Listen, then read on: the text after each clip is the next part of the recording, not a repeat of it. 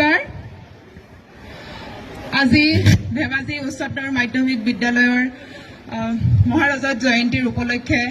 বিদ্যালয়ৰ সকলো ছাত্ৰ ছাত্ৰী শিক্ষক শিক্ষয়িত্ৰী বিশিষ্ট ব্যক্তিসকল আৰু ইয়াত উপস্থিত মানুহ ছাত্ৰ ছাত্ৰী আছে সকলোকে মোৰ ফালৰ পৰা শুভেচ্ছা আৰু শুভকামনা জনাইছো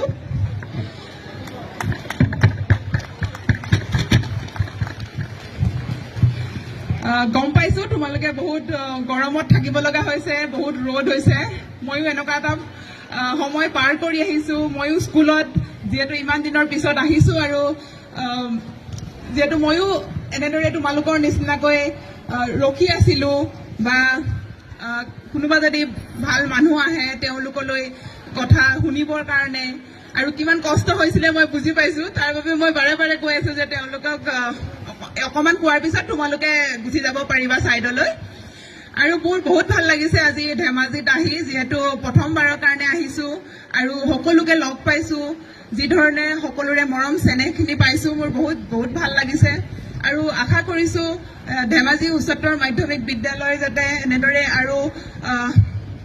ভৱিষ্যতলৈও যাতে বহুত ভাল কৰি থাকে আৰু ছাত্ৰ ছাত্ৰীসকলৰো উজ্জ্বল ভৱিষ্যত কামনা কৰিছো আৰু ইয়াতে ক'ব বিচাৰিছো যে মই মোৰ যোনটো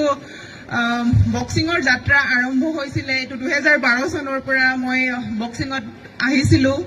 এই স্পৰ্টছত প্ৰায় মই এতিয়া 14 ইয়াৰ্ছ হ'ল আৰু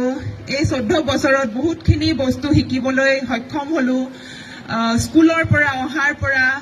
এটা বেলেগ পৰিৱেশত গৈ তাত বিভিন্ন সমস্যাৰ সন্মুখীন হ'ব লগা হৈছিলে সেই সকলো সমস্যাখিনি পাৰ কৰি নিজৰ যোনটো লক্ষ্য তাত মই আগবাঢ়ি যাবৰ কাৰণে চেষ্টা কৰিছিলো আৰু এইখিনিতে এটা কথা কওঁ যে আমাৰ যেতিয়া মই স্কুলত আছিলো এটাৰ ফকৰা যোজনা আছিলে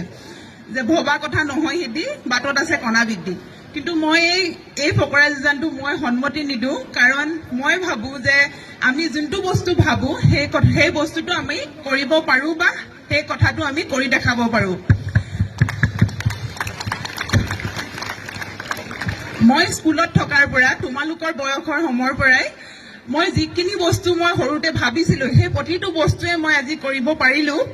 যদি মই সেই সময়ত যদি মই নাভাবিলোহেঁতেন যে মই অলিম্পিক খেলিম বা মোৰ সৰুতে সপোন আছিলে যে মই এজন পুলিচ অফিচাৰ হোৱাৰ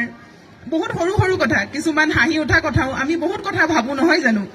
তাৰ ভিতৰত মই ভাবিছিলো সৰুতে যে ফেমিলিত বেছি ওখ কোনো মানুহ নাই তো মই ভাবিছিলো মই ডাঙৰ হৈ মই বহুত ওখ হ'ম আৰু মই ভাবিছিলোহে কিন্তু সময়ে নিজে সেইটো বস্তু দেখাই দিলে মই মোৰ ফেমিলিৰ ভিতৰত সকলোতকৈ ওখও হ'ব পাৰিলো বস্তুটো ফানি হয় কমেডি হয় কিন্তু আমি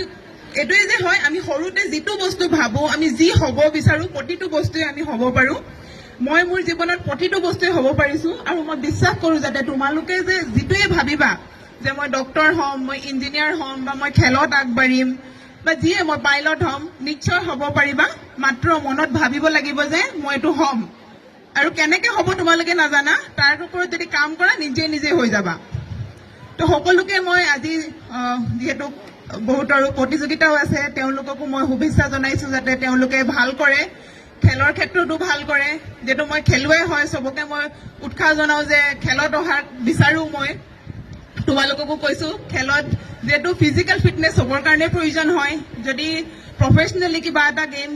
নললেও ফিজিক্যাল ফিটনেসৰ কাৰণে সকলোৱে যাতে ওয়াৰ্কআউট কৰে নিজক ফিট ৰাখে কাৰণ আমি নিজে ফিট থাকিলে মানে আমাৰ মেন্টাল হেলথ ঠিক থাকে আমি কিবা এটা ডিসিশন ভালকে ল'ব পাৰো আৰু ভালকে চিন্তা চৰ্চা কৰিব পাৰো পজিটিভ মাইন্ডত থাকিব পাৰো তো সকলোকে শুভেচ্ছা জনাইছো আৰু সকলোৰে উজ্জ্বল ভৱিষ্যত কামনা কৰিছো ধন্যবাদ আপোনাক অকল ধেমাজিয়ে নহয় আমাৰ এইখন বিদ্যালয়লৈ স্বাগতম জনাইছো মোৰ নাম শ্ৰীমতী বিচিত্ৰা বৰা আপুনি মাথো আমাৰ অসমৰে নহয় ভাৰতৰে নহয় গোটেই পৃথিৱীত এটা গৌৰৱ আনিছে আৰু আপোনাক এটা কথা সুধিব বিচাৰো যে আহি থকা প্ৰজন্মলৈ আপোনাৰ কল্পনা কেনে ধৰণৰ মোৰ যেতিয়াৰ পৰাই মই সৰুৰ পৰাই যিটো মই সপোন লৈ আগবাঢ়িছিলো যে অলিম্পিকত যাম মেডেল কঢ়িয়াই আনিম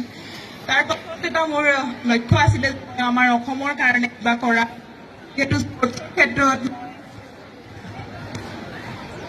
স্পৰ্টছৰ ক্ষেত্ৰত মই যিহেতু ভাল কৰিছো, তো মই এই ক্ষেত্ৰতে আৰু যাতে ল'ৰা ছোৱালীক আগবঢ়াই নিব পাৰো, মোৰ এনেকুৱা কিছুমান পদক্ষেপ আছে ভৱিষ্যতত, যাক লৈ মই নতুন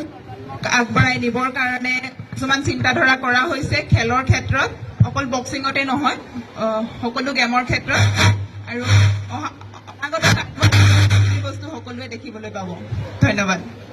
গৈয়ে মই নেশ্যনেল খেলিছিলো আৰু নেশ্যনেলত জিকি আহিছিলো। জিকি অহাৰ পিছত মই আকৌ